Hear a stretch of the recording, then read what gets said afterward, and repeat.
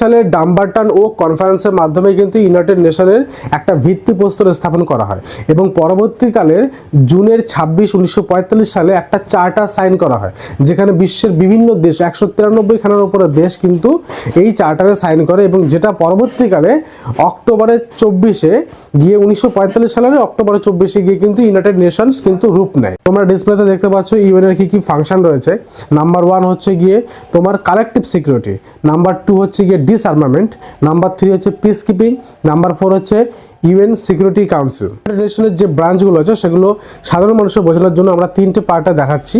একটা পার্ট হচ্ছে গিয়ে তোমার জেনারেল অ্যাসেম্বলি, যেখানে কিন্তু 193 খানা দেশ কিন্তু রিপ্রেজেন্ট করে।